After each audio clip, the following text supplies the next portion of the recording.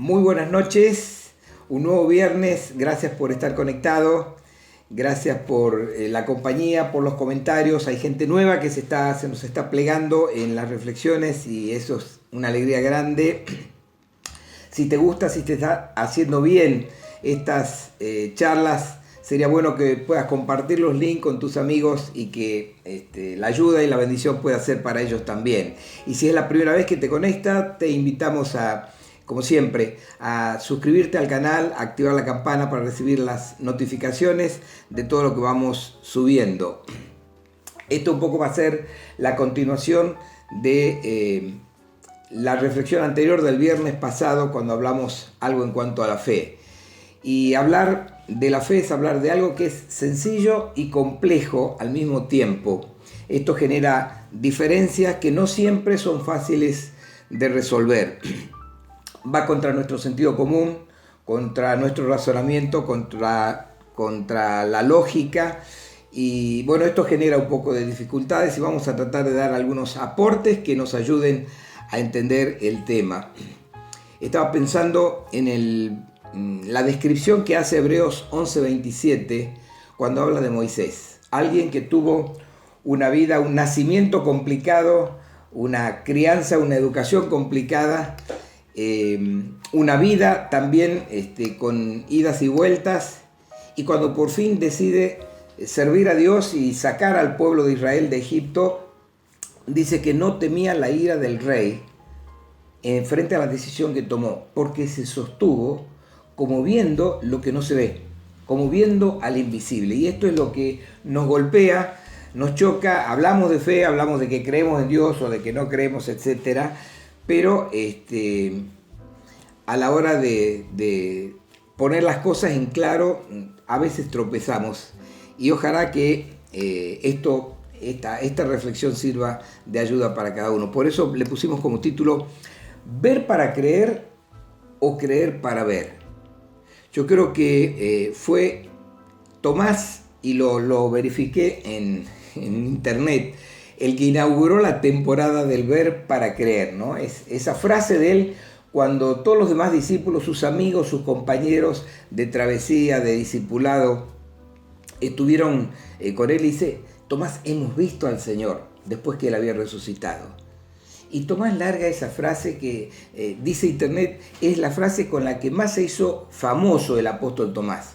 Es decir, Elías, Eliseo, Moisés, Abraham, todos fueron grandes maestros de la fe. Tomás fue el que inauguró esta frase, y podría haber inaugurado la otra, podría haber sido el iniciador de una maestría en fe, diciendo, yo no lo vi, pero igual lo creo. Sin embargo, él dijo: yo tengo que ver para creer. Y es lo que me pasa a mí y lo que te pasa a vos tal vez muchas veces.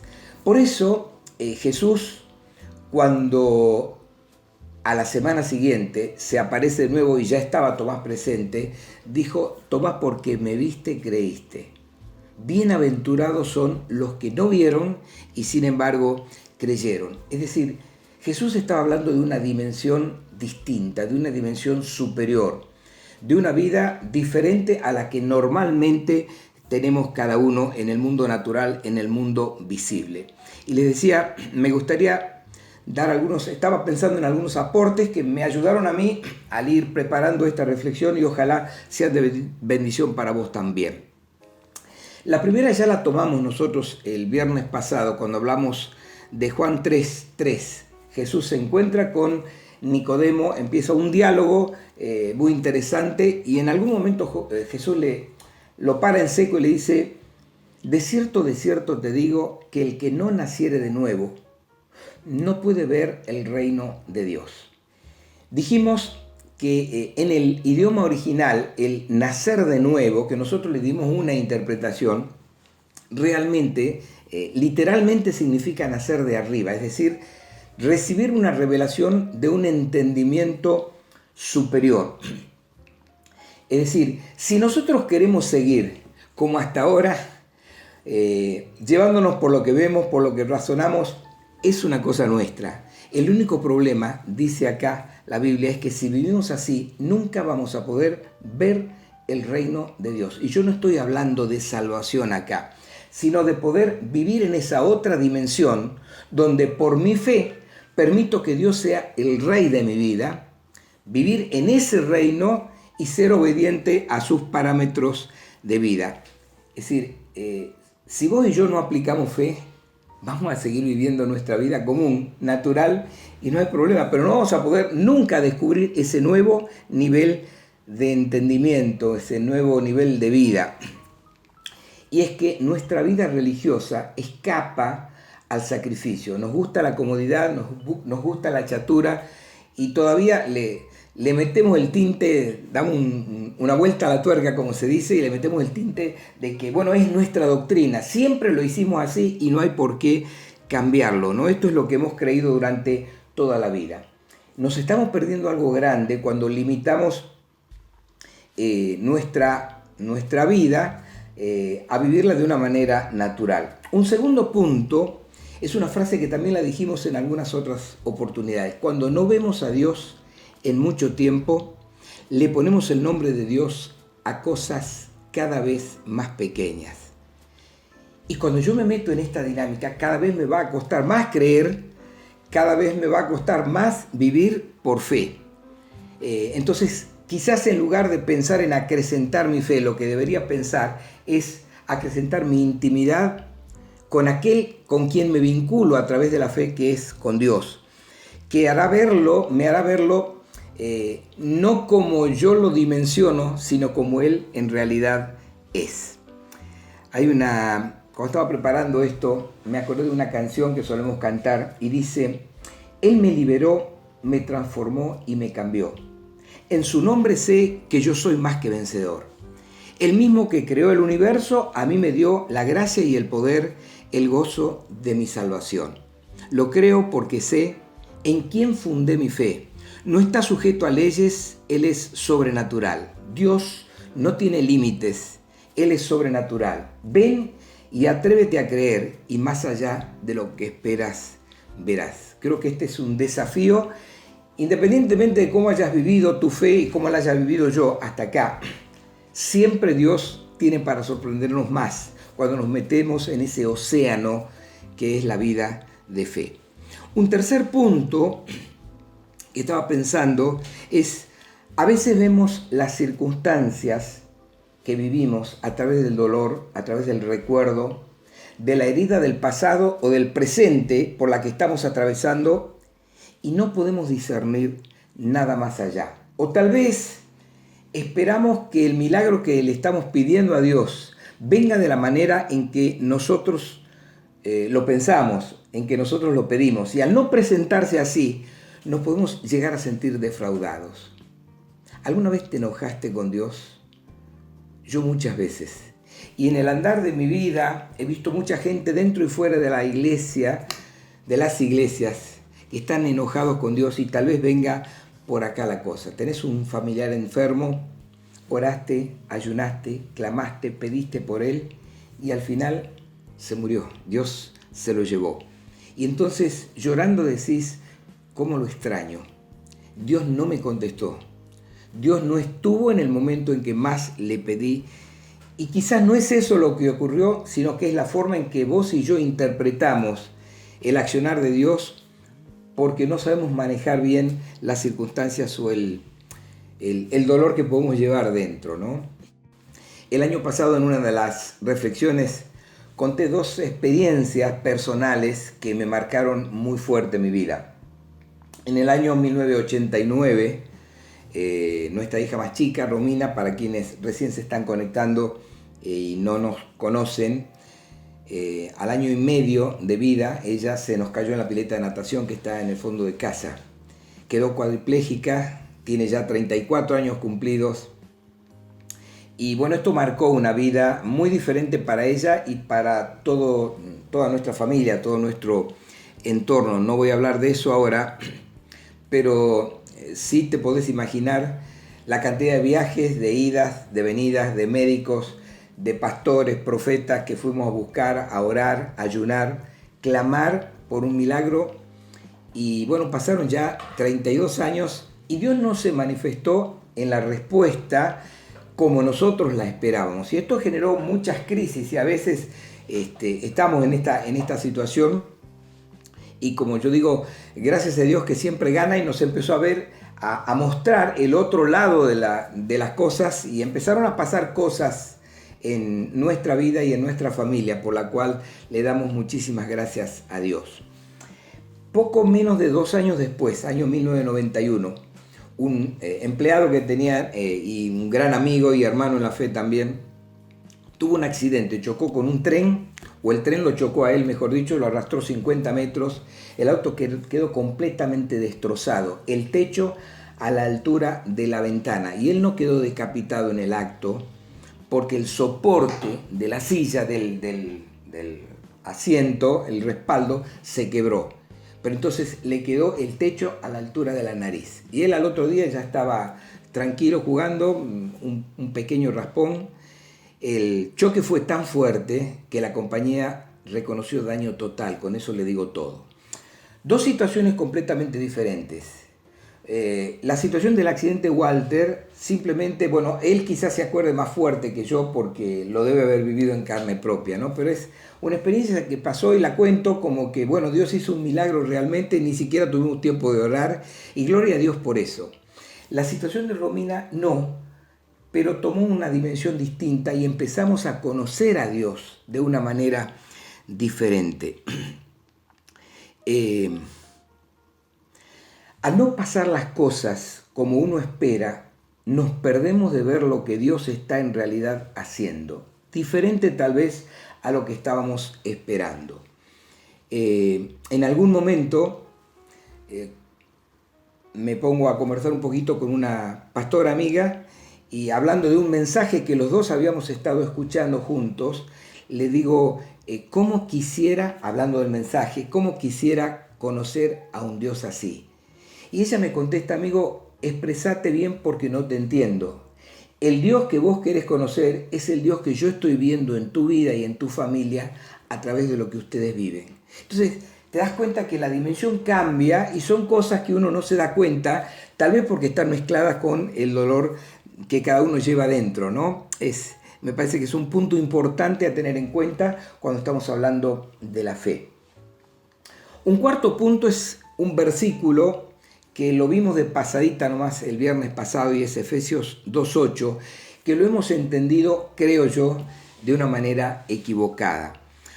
Porque por gracia sois salvos por medio de la fe, y esto no de vosotros, pues es don de Dios. Y por lo menos un par de pastores, amigos, comentaron el título de la charla anterior cuando dijeron, para mí la fe es un don de Dios, no es ni un sentimiento ni una decisión. Y es porque, a mi entender, no estábamos interpretando adecuadamente este versículo. El don de Dios en Efesios 2:8 no es la fe, sino la salvación por gracia, que es algo gratuito para cada uno de nosotros. Es un don de Dios, es una obra que Él realizó a través de Jesucristo en la cruz, y darnos la oportunidad a todos. La fe que yo, como algo inherente, pongo o no en esa obra, es algo totalmente debido a mi voluntad. Y lo menciono porque este punto nos va a ayudar, nos va a dar luz en cuanto a muchas cosas que tal vez no podemos superar todavía. Entonces, la fe como algo inherente al ser humano, manejado por mi voluntad, cuando yo decido creer, es la respuesta que cada uno puede dar a esa salvación. Es para todos y cada uno decide. Tal vez si se la leo en otra versión, usted lo puede entender un poquito mejor. Dice, en la versión Dios habla hoy, pues por la bondad de Dios habéis recibido la salvación por medio de la fe. No es esto algo que vosotros mismos hayáis logrado o conseguido, sino que os lo ha dado Dios. Ahí claramente está hablando que el don de Dios, esa obra gratuita, es la salvación por la gracia. Y debo entender que la fe la pongo o la dejo de poner yo en forma voluntaria. Un quinto punto es también un versículo de la Biblia que lo repasamos el viernes pasado, donde dice que por fe vivimos y no por lo que vemos.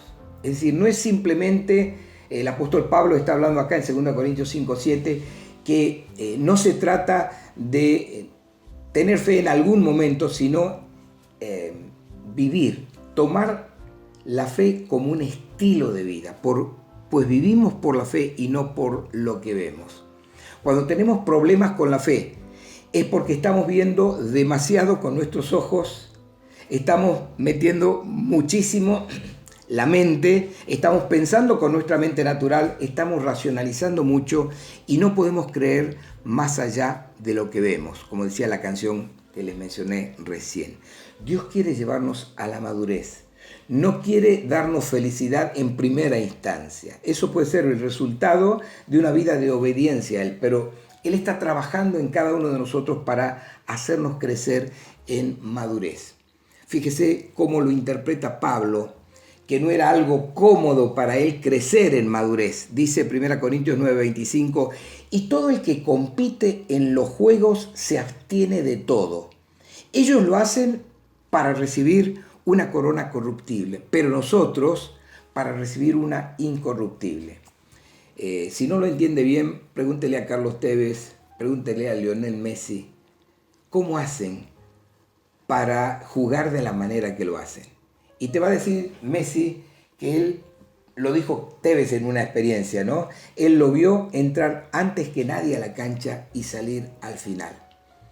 Y llevan una vida de privación. Tevez dice, no consumo nada, no consumo alcohol para nada, trato de dormir y descansar bien porque yo tengo una tarea muy importante para hacer. El proyecto de Dios es poder mostrar su gloria a las naciones a través de nosotros. Lo va a hacer a través de un pueblo que aprende a prevalecer en la crisis y avanza por su madurez, siendo luz en medio de las tinieblas. Con esto no desmerezco para nada el carácter sobrenatural de Dios. Lo que sí quiero recalcar es que no es un sirviente, no es un Papá Noel para darnos todo lo que queremos cuando nosotros queremos. El propósito de Dios es hacernos madurar. Él quiere manifestar su poder a través de una vida transformada para que otros, al vernos vivir en medio de situaciones difíciles como la que estamos transitando, puedan mirar y aprender a creer también en Dios. Esto es lo que dice Mateo 5:16. Así alumbre vuestra luz delante de los hombres. ¿Para qué? Para que vean vuestras buenas obras, vuestra manera de vivir, y entonces glorifiquen a vuestro Padre que está en los cielos. Un sexto punto me vino a través de una placa de un pastor amigo que dijo esta semana al comienzo, creer para ser, puntos suspensivos, y ser para hacer. Esto me marcó fuerte, ¿no? Y pensé en tres cosas. Creer habla de fe, ser habla de identidad y hacer habla de acción. Y decía el comentario sencillito de la placa, lo primero, lo más importante de todo es creer. La fe puesta en Dios me lleva a recuperar mi identidad, a ser. Y como consecuencia de lo que soy, a través de haber creído, entonces puedo hacer lo que a Dios le agrada. Alguien dijo, una iglesia sana hoy tiene que ver con una calidad de existencia en sus miembros y no con un buen culto el día domingo, el martes, el jueves o en cualquier momento, ¿no? Es decir, lo que va a marcar verdaderamente una iglesia que va madurando no es qué tal reunión tenga, qué tal el equipo de alabanza, qué tal los mensajes, no. Es qué tal la calidad de vida que los miembros están mostrando como consecuencia del poder de Dios en ellos.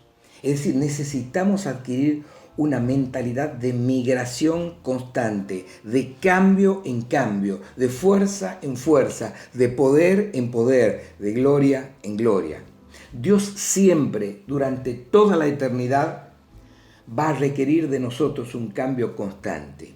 El estilo de vida del reino, no una vida religiosa, es cambio. Dios no cambia, pero requiere que nosotros cambiemos constantemente para llevarnos en este proceder, en este cambio de gloria en gloria. debemos cambiar constantemente. Y yo creo que uno de los problemas de la iglesia es que cada vez que llega a un nuevo nivel se estanca y quiere quedarse allá a disfrutar eternamente. Y Dios nos está llevando a un cambio constante de mentalidad. ¿Por qué? Porque Dios siempre nos va a llevar más. Dios siempre tiene más escalones para cada uno de nosotros. Esto nos va a incomodar. Israel en el desierto no estaba cómodo, tenía que caminar confiando y mirando a Dios y dependiendo de Él constantemente. Y después Jesús en el Nuevo Testamento nos da la misma premisa. Mis pensamientos no son los de ustedes. Dios piensa de una manera diferente a cada uno de nosotros, son más altos que nuestros pensamientos y por eso requiere nuestra vida de fe. Otro punto importante sería una pregunta. ¿Se requiere mucha fe? Y acá nos podemos poner a discutir horas, ¿no? Pero dice Marcos 11:23, porque de cierto os digo que cualquiera que dijere a este monte, quítate y échate en el mar, y no dudar en su corazón, sino creyere que será hecho lo que dice, lo que diga, le será hecho.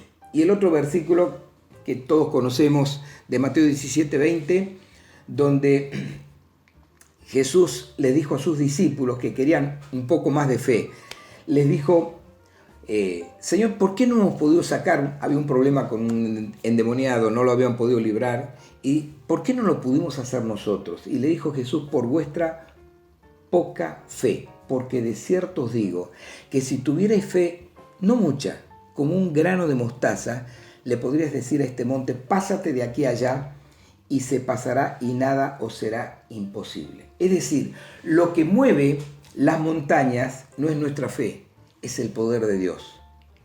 Y cuando nosotros acoplamos nuestra pequeña fe en un Dios que lo empezamos a conocer cada vez más grande, es cuando el milagro se produce. Hay un gran poder aún en una pequeña fe cuando Dios está con nosotros. En alguna oportunidad, cuando estábamos frente a una persona que requería algo de liberación, yo dije, voy a buscar un pastor que tiene más experiencia que yo al respecto, que tiene más autoridad. Y cuando yo comentaba esto con un amigo, me dijo, no, estás equivocado. La autoridad la tiene Dios y el poder lo obra Dios. Y vos tenés tanta posibilidad como Él si podemos orar con fe. Entonces, esto nos va haciendo caer la ficha, nos va haciendo cambiar y entender cómo es la dinámica de una vida que se mueve por fe. Si estamos enfrentando un problema que parece gigante, grande, inconmovible como una montaña, entonces el consejo es dejemos de mirar la montaña y empecemos a ver al Dios que puede moverla, a ver a Cristo por medio de la fe. Decíamos el viernes pasado, no temas ni desmayes. Dos cosas importantes a tener en cuenta. ¿Por qué? Porque el temor está asociado al miedo y el desmayo está asociado a un cansancio en exceso. Y cuando se juntan las dos cosas es una mezcla explosiva que nos va a tirar por el suelo. Y decíamos también el viernes, el miedo crea montañas, pero la fe mueve las montañas. Otro punto es el de Hebreos 11:6, que también lo hemos visto el viernes. En realidad, sin fe es imposible agradar a Dios, ya que cualquiera que se acerca a Dios tiene que creer que Él existe y que recompensa a quienes le buscan. Es decir, no es que Dios se pone contento y se agrada porque yo tenga mucha fe. Es que cuando yo me muevo por fe, Él puede proceder en mi vida y puede hacer avanzar su propósito en la tierra a través de lo que podemos hacer cuando le creemos y somos. Acuérdense de la frase de recién. Cuando podemos tener fe y podemos recobrar nuestra identidad. Otro punto que sería importante es, bueno, y al fin de cuentas, ¿qué es la fe? Y la Biblia dice que la fe es la certeza de lo que se espera, la convicción de lo que no se ve. Es decir, fe no es esperanza, fe es certeza. ¿Cómo alimento mi fe? Y dice claramente el apóstol Pablo, así que la fe viene como resultado de oír el mensaje, y el mensaje que se oye es la palabra de Cristo. creo que tenemos que tener mucho cuidado, sobre todo en este tiempo, de no centrarnos en lo malo, no centrarnos en los mensajes malos, en lo que vemos, sino en lo que Dios ha dicho. Y esto es alimentar de una manera práctica nuestra fe. Mucho cuidado con las noticias, mucho cuidado con las redes, mucho cuidado con lo que leemos y lo que permitimos que entre y permee nuestra mentalidad, nuestra manera de ver las cosas. Con esto me meto en el final y quiero compartirles un pedacito de una película que se las recomiendo de todo corazón. Yo la volví a ver esta semana y realmente me impactó. La película se llama Hombre de Fe y es la historia real de nada más y nada menos que Keylor Navas, actual arquero del Paris Saint-Germain, el equipo que ha contratado a Messi desde hace poco. Hace 1 o 2 días estuvo jugando y él es el que estaba quedando en el arco.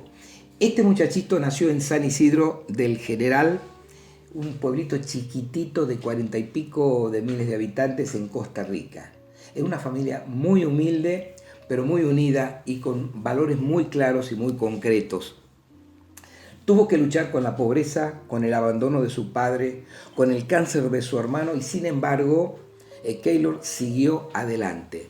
Tuvo que abandonar su familia para poder ir a buscar cómo ganarse el pan y a través de empezar a jugar en distintos clubes. Empezó en la placita del barrio y después fue creciendo y creciendo. Y él dice, porque era un buen creyente, un buen cristiano católico, dijo, cuando un sueño es acompañado por fe, la distancia es solo parte del camino. Y dice en otra parte de la película, para mí fue clave saber que Dios estaba en el control de mi vida. En algún momento tuvo que renunciar al Deportivo Saprissa, que era un club que lo había contratado durante mucho tiempo en Costa Rica. Y justamente el manager, el entrenador, el director, el presidente del club, en algún momento está conversando con él y le dice algo que a él lo hizo saltar. Le dice, mientras dure el contrato, tu futuro está en nuestras manos. Y él se levantó y le dijo, perdóneme, mi futuro no está en sus manos. Y renunció a eso. Y después de esto pudo saltar el charco, irse a Europa y empezó en un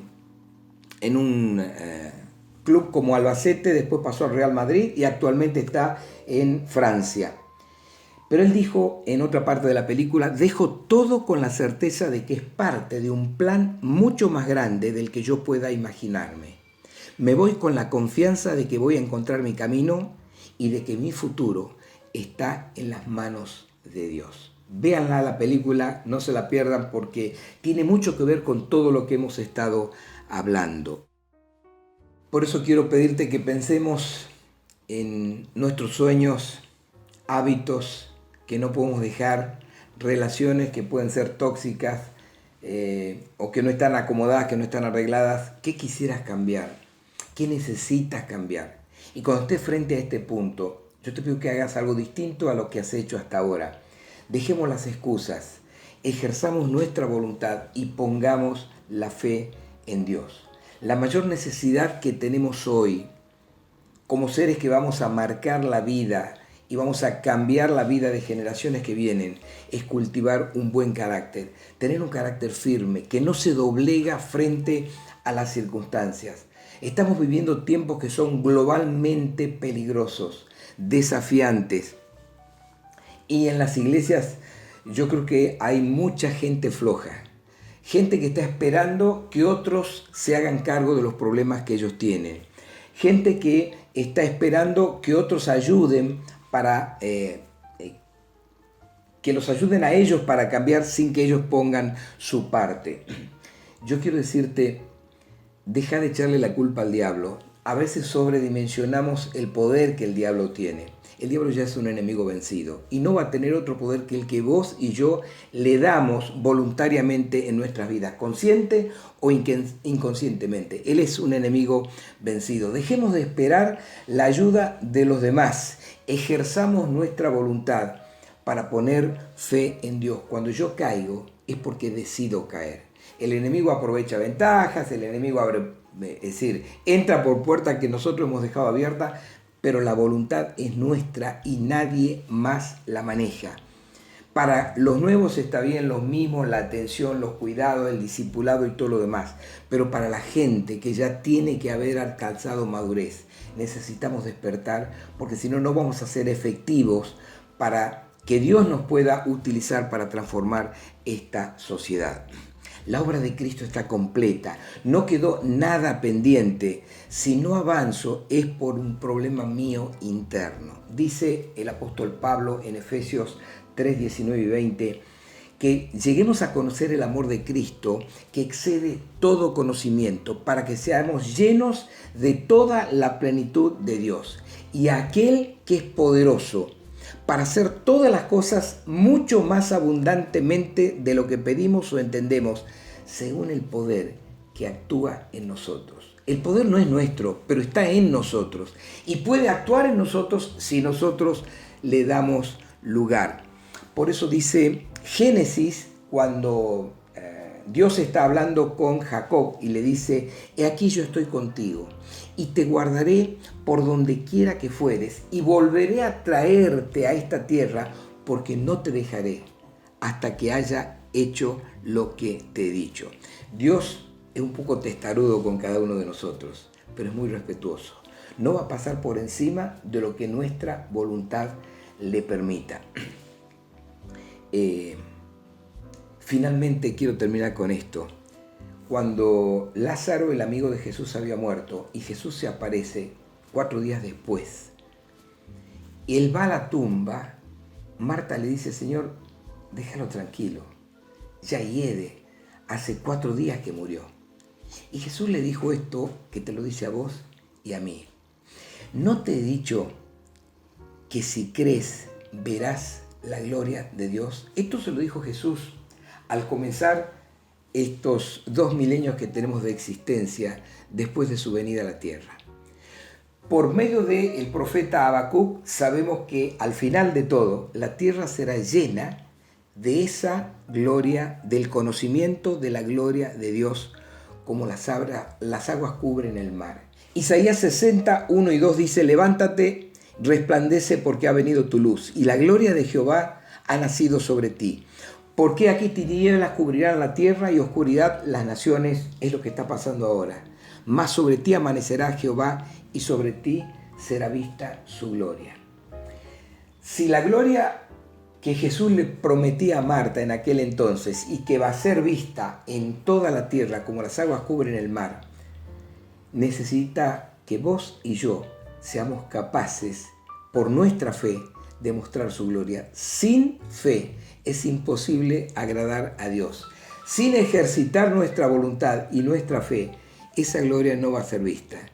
Y Dios está trabajando en tu vida y en la mía para que esa gloria corra y en medio de la oscuridad podamos ver brillar la gloria de Dios. Muchas gracias. Espero que esto y la reflexión de este tiempo nos pueda ayudar a cada uno de nosotros. Nos vemos el viernes que viene.